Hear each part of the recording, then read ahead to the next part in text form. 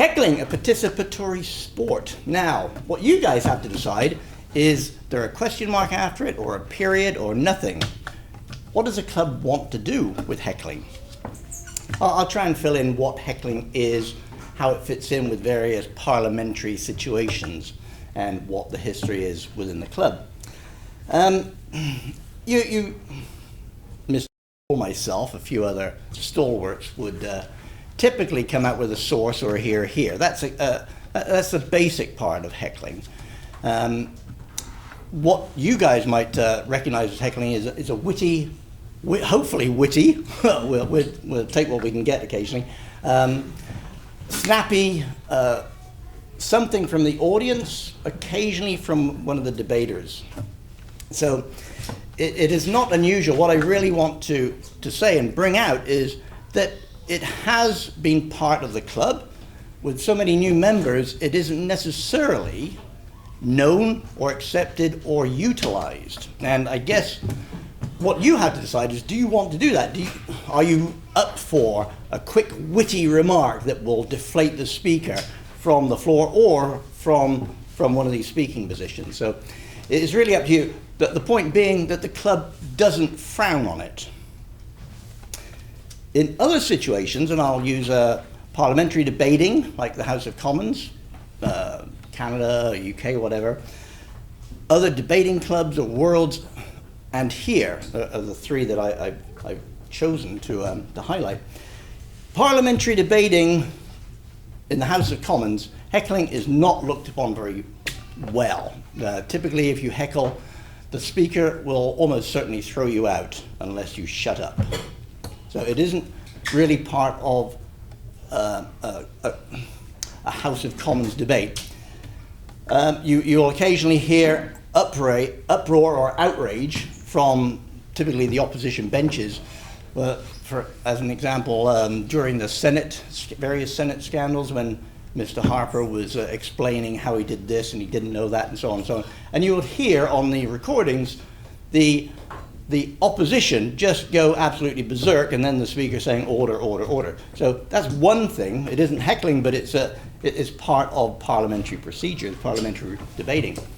And also, heckling can have its uses in a parliamentary environment. Anyone that's followed Mr. Harper through his Israeli trip would know about the heckler who totally destroyed his speech when he was addressing the Knesset.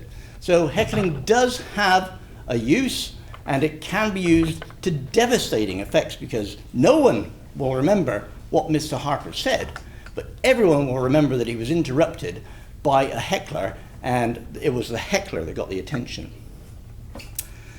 Now, the TDS is a very special environment. There are other debating clubs out there, almost exclusively educational. And whenever we go to a Hart House or a Churchill debate, we don't see a heckle, apart from a here. I can't even remember hearing something like source during this debate. And anyone who's had the good luck to go to a Worlds, that's where all the best university debaters in the world congregate, usually between Christmas and sort of 3rd of January every year. You there, Jim? We went there once. Have you been there? Not participating. You see, that's a heckle. But if you do that, then you'll see that there isn't really the time and it's not really the environment for it. So heckling in the Toronto Debating Society, I find it is very unique because it's a small club, it's a friendly club, it's a happy club, and if people want to do it, then it's up to the members to decide if they want to do it. So historically, it has taken effect, and certainly in the earlier years, when the debates were even more boring than today's debates. Source. I've got the tapes. Yeah. My assistant will help you with that later on this evening. Yes, it's very thick. Be careful. As you can see, heckle can take you away, but you have to decide what it was that you want to continue with. It's not up to the heckler to decide what you're going to say. So as a club, as a club, it does have its part. So anyone that's listened to a party political broadcast is guilty of heckling. It's a passive heckle, like, especially if the party that's giving the speech or what have you is opposing to your views. You will come out with witty comments, hopefully witty comments, and that's really just a heckle, but it's passive. What we may like here is a witty comment against the speaker, possibly from the audience. It's accepted that the debaters can do a source or a here, something like that, from their seats. But also, it is possible, and for the new members or the newer people that haven't actually tried it, why not? But it's got to be witty, it's got to be very short, it's got to be witty, and it's got to be funny. You can't use it to demonstrate how unintelligent you are. That is a no-no. And you'll find out soon enough if it's intelligent or not after you've said it. But it is after you've said it. The other side of being a heckler from the floor, or indeed from either side, is that if you're heckling, you can be heckled back. So it can get back to you, but within this club, it really doesn't matter. It's more part of the fun. And sometimes if it's a really arduous debate, heckling can actually liven it up for people.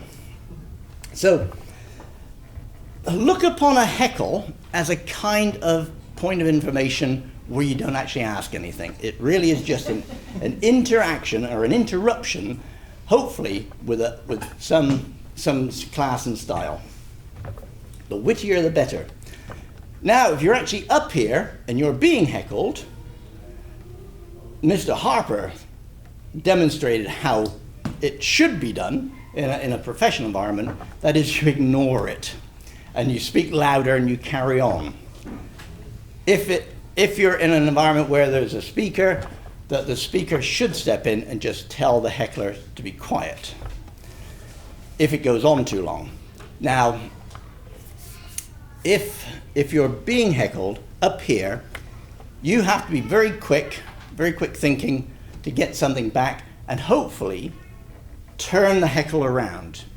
It's not very easy. Typically, I would use some old standards like questioning the intelligence or the evolutionary process of the speaker. That often works. And what else do I use? Explain that we could discuss this later, or I can talk slower if they don't understand it. They're fairly standard rejoinders, and once you've used it once or twice for an audience, then you've got to get some more. So you can actually use those. Typically, a heckle can last for a few weeks. You can use it once or twice, but then you've got to move on to something else. So heckling can be fun. It can be fun not just for you, but for the entire club. But it's got to be sharp, and it's got to be succinct, and it's got to be witty.